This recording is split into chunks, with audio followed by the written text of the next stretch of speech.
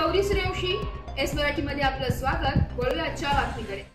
दिंडोरी तालुक्यातील गोळशी येथील श्रेणी 1 पशुवैद्यकीय दवाखान्यात नियुक्त असलेले पशुवैद्यकीय अधिकारी प्रदीप सखाराम खंडेराव हे मुख्यालयात उपस्थित राहत असल्याने जनावरांच्या उपचाराची गंभीर समस्या निर्माण झाली आहे। डॉक्टरांच्या अनुपस्थितीत कंपाऊंडर व शिपाई यांच्यावरच उपचार करण्याची वेळ येत असल्याने शेतकरी वर्गामध्ये प्रचंड नाराजी व्यक्त केली जाते।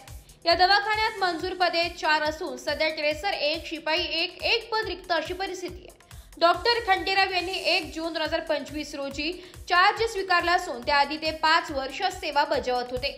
मात्र नियमित अनुपस्थितीमुळे लसीकरण, लंपी आजार, किरकोळ आजार तसेच बिबट्याच्या हल्ल्यातील जनावरांचे उपचार थांबले।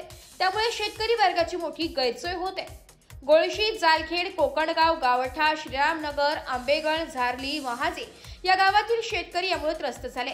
2019च्या जनगणनेनुसार या भागात 5 ते 6 हजार जनावरे असून त्यांना वेळेवर उपचार मिळत नाहीये।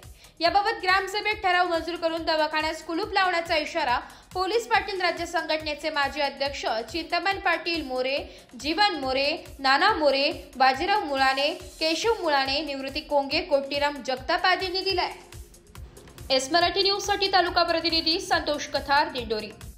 अशाच नवीन ताज्या घडामोडी जाणून घेण्यासाठी आमच्या एस मराठी न्यूज चॅनलला लाईक करा, शेअर करा, सबस्क्राइब करा आणि बेल आयकॉनला क्लिक करायला विसरू नका।